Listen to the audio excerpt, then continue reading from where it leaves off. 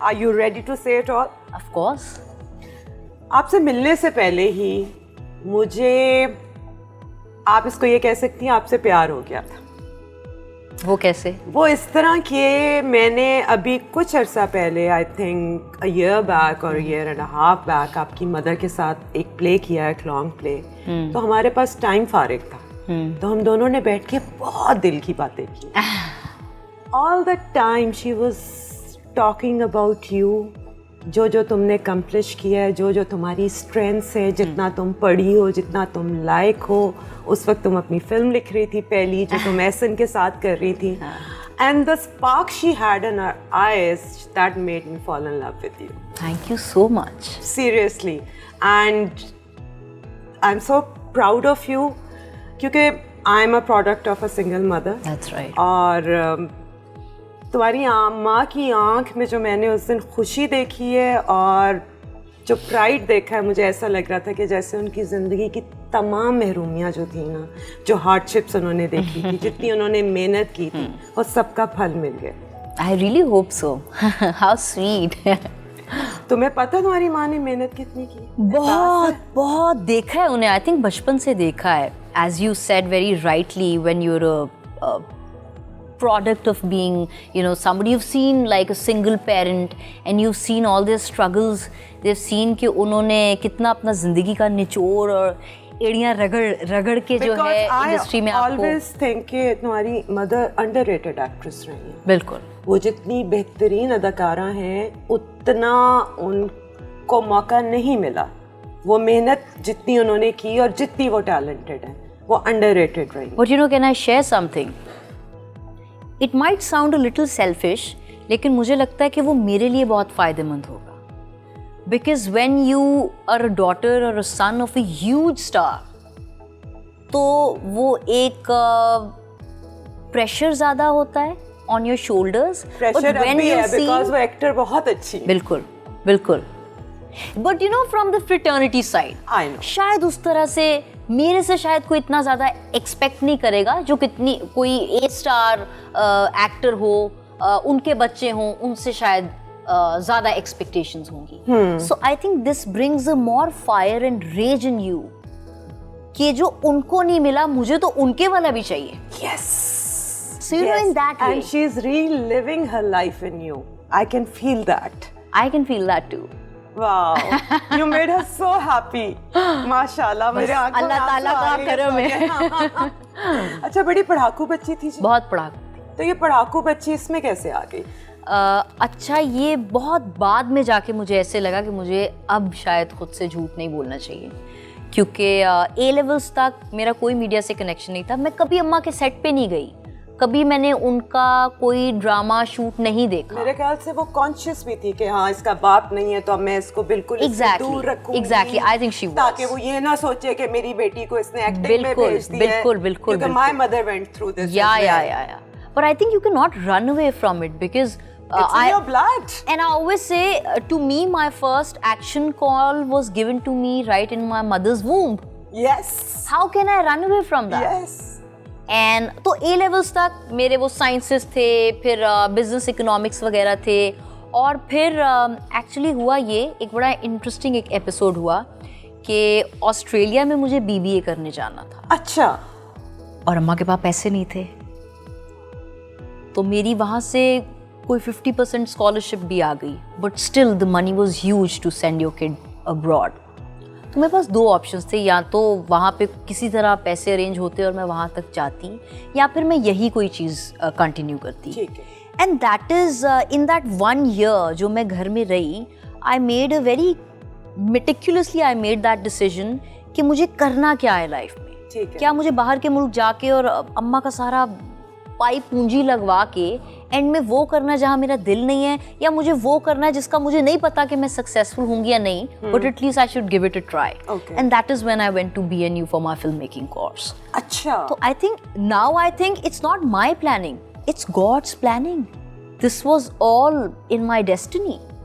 और मतलब सिर्फ फिल्म मेकिंग ही नहीं ना पड़ी, ऊपर से राइटर भी है, ऊपर से डांसर भी कमाल की, ऊपर से एक्ट्रेस इतनी अच्छी हो।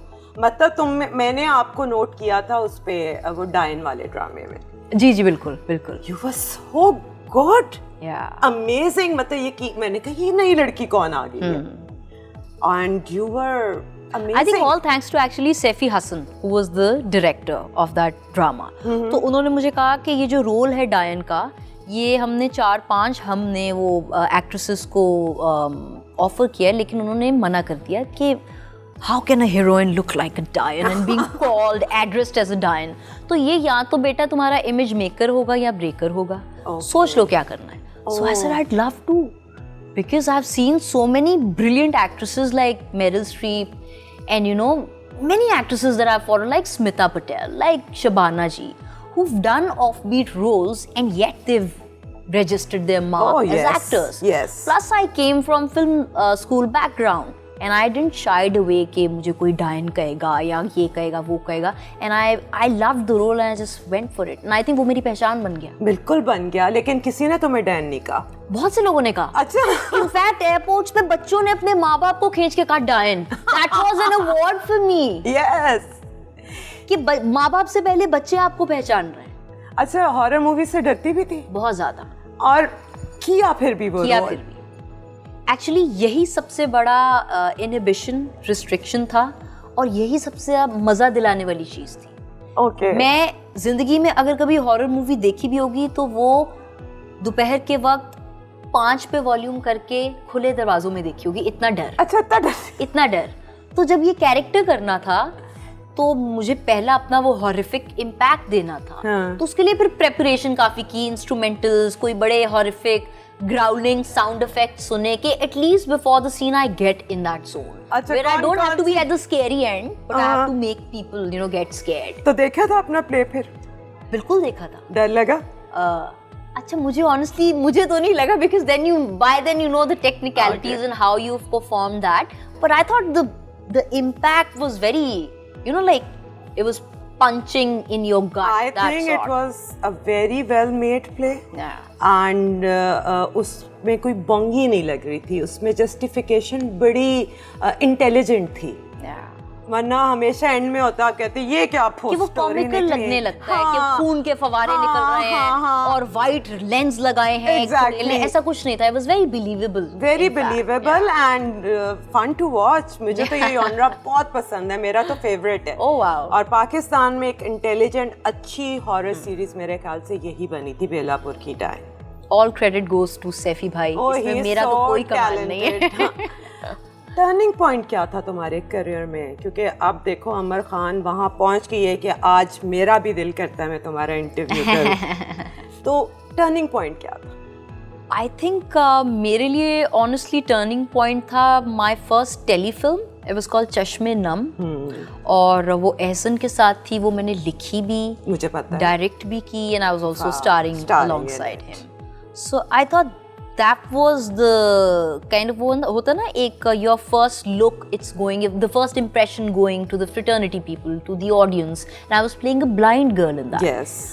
तो visually impaired इंसान का कैरेक्टर करना, वो भी पहली टेलीफिल्म में, फर्स्ट ऑन स्क्रीन एक्सपीरियंस. तो I think I got registered because और खुद डायरेक्ट भी की थी. खुद डायरेक्ट भी की थी. तो फेस्टिवल्स में भेजी थी फिल्म? एक्चुअली वो फेस्टिवल्स के लिए ही थी. It was a short film. Okay. But then Ehsan just loved it and he said that make it a little longer so that I can make it on air on some prominent channel as well. और फिर हमने उसको हम के platform से चलाया. और क्या रिस्पॉन्स था? बहुत अच्छा. सबसे ज्यादा खुशी किसके कॉम्प्लीमेंट से मिली? मैं आपको बताती हूँ. एक मीरपुर खास में एक पता नहीं वो शायद ये शो देखें भी, आई एम सॉरी देखे नहीं, सुने, because he is a blind visually impaired man. उनका नाम है शाहिद मलिक और वो एक आरजे के जो है वो एक होस्ट हैं. अरे वाह. तो उन्होंने जब ये कैरेक्टर मेरा देखा, व्हाई एम आई सेइंग देखा, but like we are so used to saying देखा, सुना. So that visually impaired man, he contacted me on Facebook and he said I listened to your telefilm. उससे बड़ा complement और कुछ नहीं हो सकता.